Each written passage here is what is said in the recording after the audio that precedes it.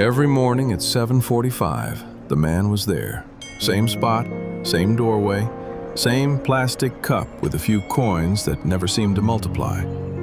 The shop owner told himself it was bad for business. People don't want to step over a body to buy coffee, he would joke, just enough so it didn't sound cruel. But the truth was simpler. He did not want to be reminded, before he'd even turned the key in the lock, that the bottom could fall out of a life that hard. The man on the ground wasn't loud. He didn't rant or shout. Most days he just sat, half leaning against the brick, watching the street like it was a TV show he'd already seen too many times. Inside his own head, the owner called him the guy at the door. He never bothered to ask his name. One night, the owner stayed late, counting inventory. Rain pinned itself to the windows in crooked lines, and the last customer left with that hurried, apologetic look people get when they don't want to admit they're scared of the dark outside. He dumped the unsold pastries into a trash bag, like he always did.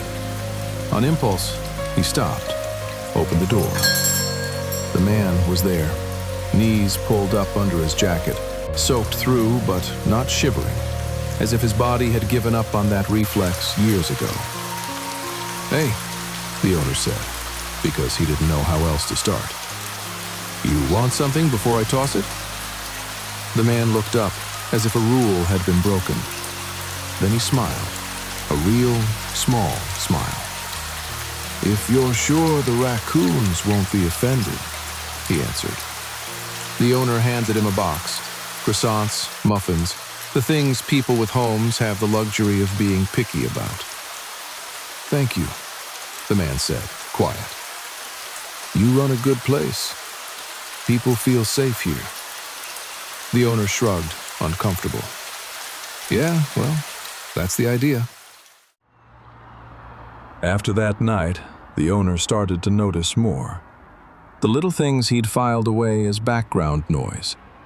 One Saturday, just before closing, a drunk man began pounding on the glass, slurring about needing the bathroom, banging hard enough to rattle the windows. Before the owner could reach the door, the man from the doorway was already there. "Hey, buddy," he said, hands up, palms out. "Place is closed. There's a bar 2 blocks down that'll still take your money."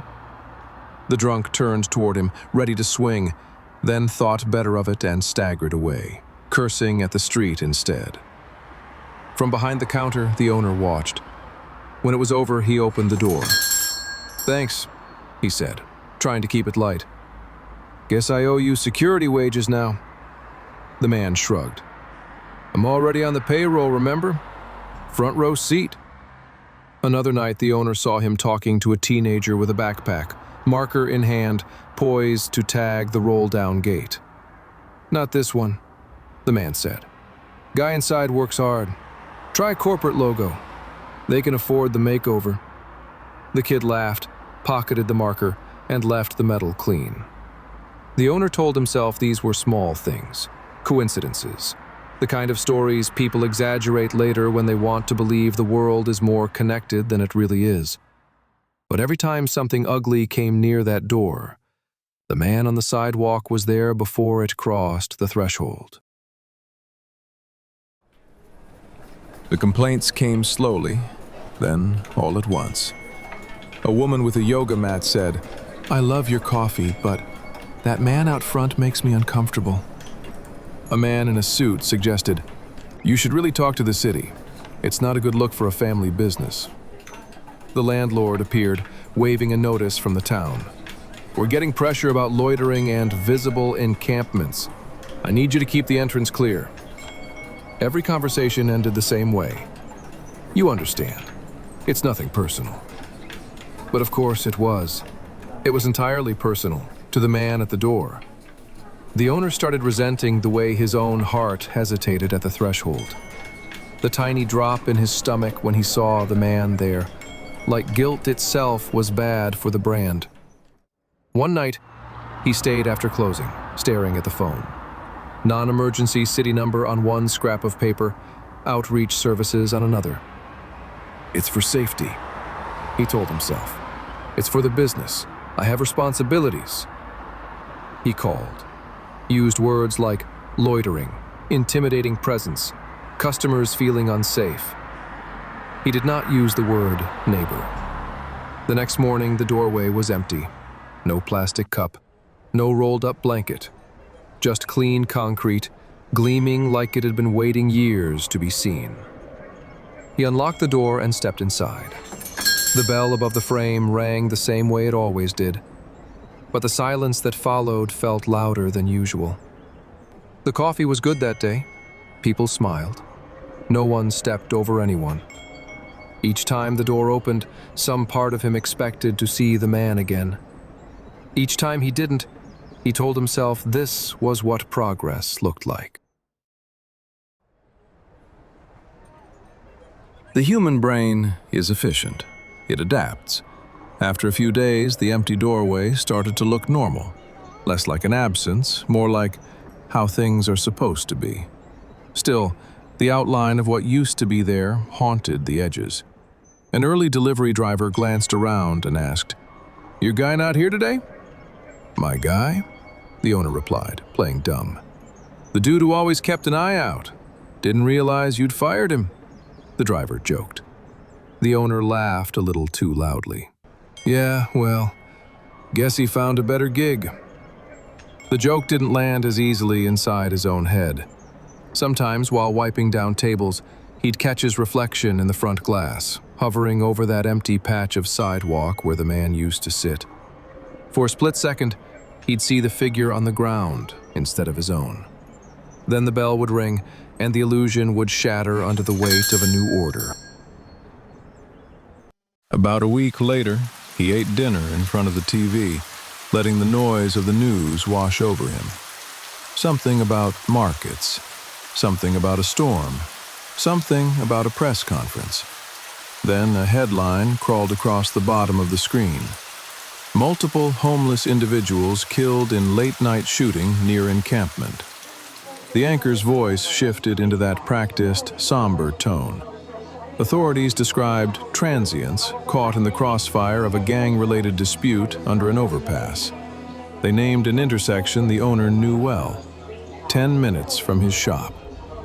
Shaky footage appeared, police tape, flashing lights, bodies under white sheets that did nothing to make them less human. In the background, a pile of blankets, a blue jacket thrown over a railing.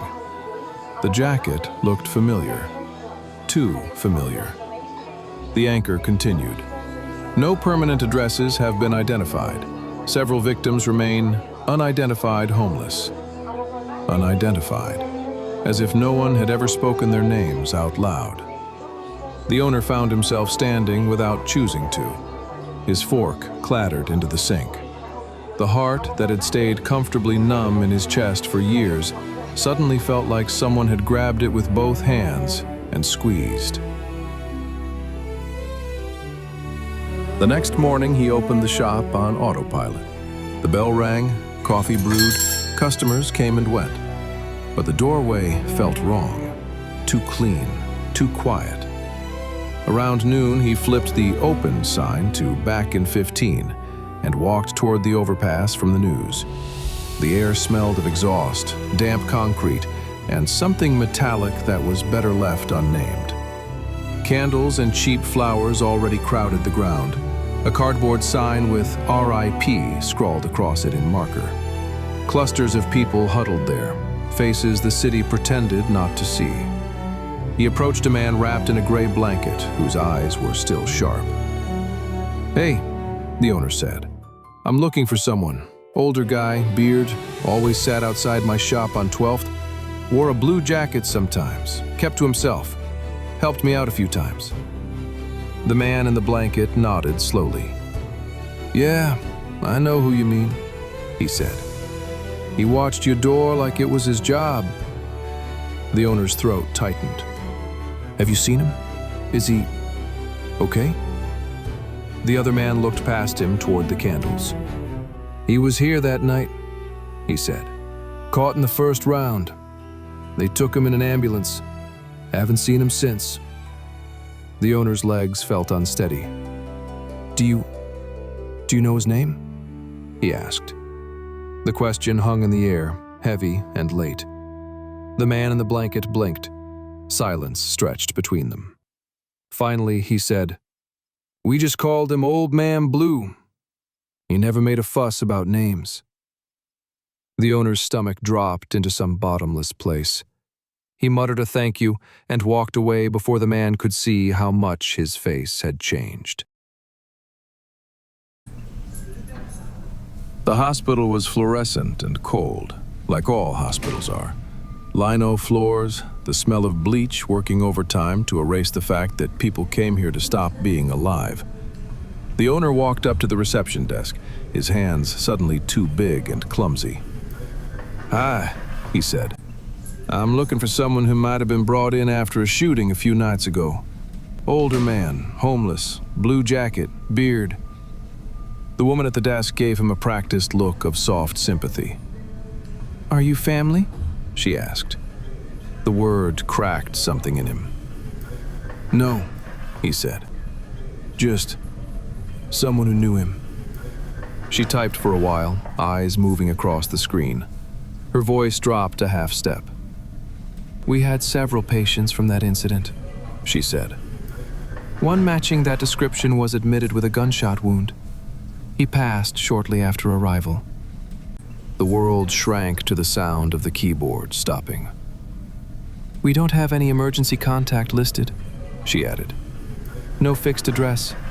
He's listed as unidentified male, approximate age late 50s to early 60s. Unidentified. Again. As if the absence of a mailing address meant the absence of a life. "Is there..." The owner swallowed. "Is there anything I can do?" She hesitated, then shook her head in that careful way bureaucracy uses when it doesn't want to look like cruelty. "At this stage, it's handled by the county," she said. "If no family comes forward, they take care of arrangements."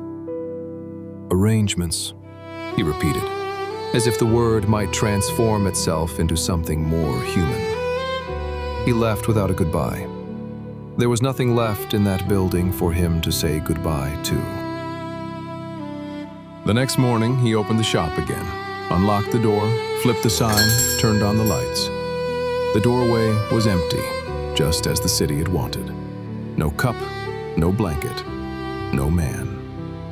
Around 6 a.m., before the rush, he carried a spare chair outside and set it in the spot the man used to occupy. He sat down. The concrete was colder than he expected. The view was exactly the same as the one the man had had. Shoes, tires, people with somewhere to be. He set a cup of coffee on the ground beside the chair. Black, no sugar. He had never actually asked how the man took it. People walked by, glancing at him, then away. A few stepped a little wider around the doorway, as if he too had suddenly become a problem to navigate.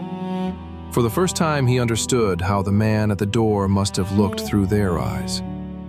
He thought about the nights that man had watched his shop, the times he had stepped in front of trouble without being asked. The owner had spent so long trying to make him disappear from that doorstep. And when he finally did, it was as if someone had carved a piece out of the place, and out of the man who owned it.